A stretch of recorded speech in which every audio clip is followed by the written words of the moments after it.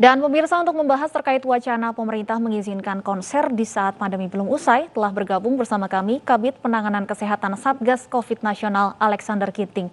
Selamat sore Pak Alex.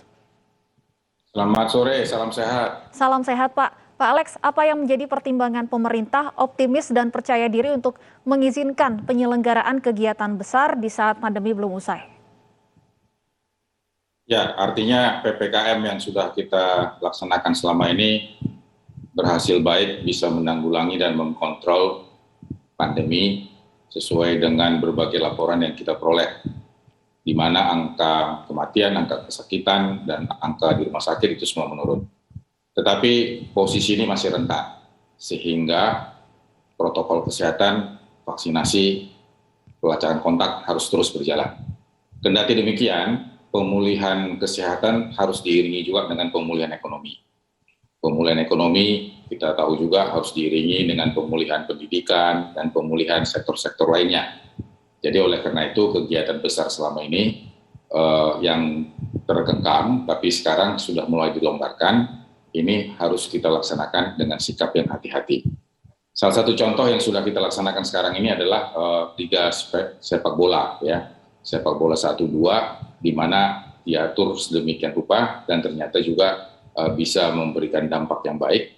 Dan kemudian kita juga sekarang menyelenggarakan Pekan Olahraga Nasional. Dan tentu ini juga menjadi taruhan kepada kita bagaimana protokol kesehatan ini bisa diterapkan sebaik mungkin. Nah, persoalannya sekarang adalah apakah kita bisa melaksanakan protokol tersebut dari mulai perencanaan sebelum acara, kemudian pada saat acara, dan kemudian sesudah acara. Di mana di dalam 3 sistem tersebut harus bisa benar-benar melakukan screening dan kemudian pengelolaan, dan termasuk juga bagi setelah acara ini bisa dikelola dengan baik sehingga tidak ada angka kenaikan kasus, baik di tempat acara ataupun peserta acara yang pulang dari tempat acara tersebut. Oleh karena itu ada 6 faktor yang harus kita perhatikan. Pertama, bagaimana kondisi kasus COVID-19 di daerah di mana dilakukan penyelenggaraan acara. Yang kedua, bagaimana potensi penularan. Misalnya potensi penularan di daerah penyangga atau tempat acara, misalnya di daerah terminal, ataupun di daerah pasar, ataupun di daerah stasiun kereta.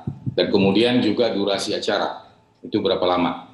Kemudian tata kelola acara, apakah masih konvensional atau juga harus model baru, di mana ada jaga jarak. Kemudian juga yang harus kita lihat kapasitas.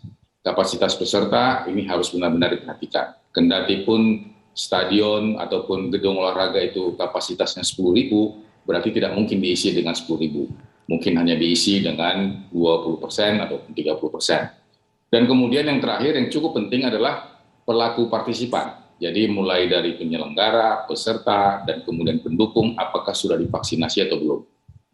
Jadi ini menjadi catatan kita semua agar kalau kita memasuki dalam suatu kegiatan, ya ini harus terpenuhi sepenuhnya. Baik, kami akan tunggu, tentunya kami harapkan syarat-syarat ini benar-benar bisa diawasi dengan ketat. Terima kasih Pak Alexander Ginting, Kabid Penanganan Kesehatan Satgas COVID-19 atas informasinya sudah bergabung bersama kami.